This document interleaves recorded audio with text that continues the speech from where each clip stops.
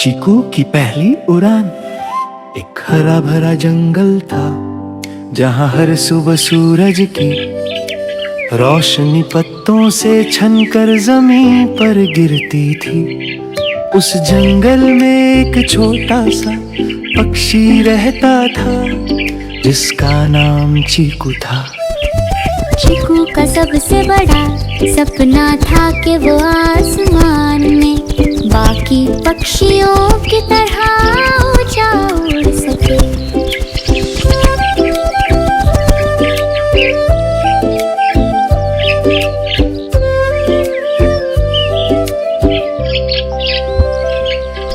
एक दिन चीकू ने एक डाल पर खड़े होकर अपने पंख जोर से हिलाए।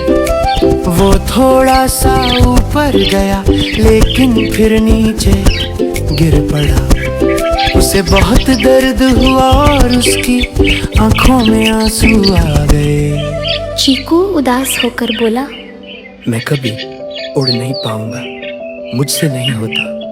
तब पास वाली डाल पर बैठी एक बूढ़ी कबूतरी ने प्यार से कहा, बेटा, गिरना नाकामी नहीं होता, जो गिर कर दोबारा खड़ा होता है वही कामयाब होता है। चीकू की मेहनत, चीकू ने कबूतरी की बात दिल से लगा ली। अगले दिन से वो रोज सुबह अभ्यास करने लगा। कभी गिरता, कभी थोड़ा ऊपर जाता, लेकिन हार नहीं मानता। उसके पंख थक जाते फिर भी वो कोशिश जारी रखता। दिन गुजरते गए। फिर एक दिन तेज हवा चल रही थी। चीकू ने पूरी ताकत से पंख हिलाए। इस बार वो जमीन पर नहीं गिरा, वो ऊपर उठता गया और उठता गया, यहाँ तक कि पेड़ों से भी ऊंचा उड़ गया। चीकू खुशी से चीख उठा, मैं उड़ गया, मैं उड़ गया।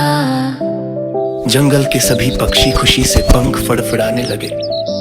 बूढ़ी कबूतरी मुस्कुराते हुए बोली, देखा बेटा, मेहनत और हौसला कभी जाया नहीं जाता।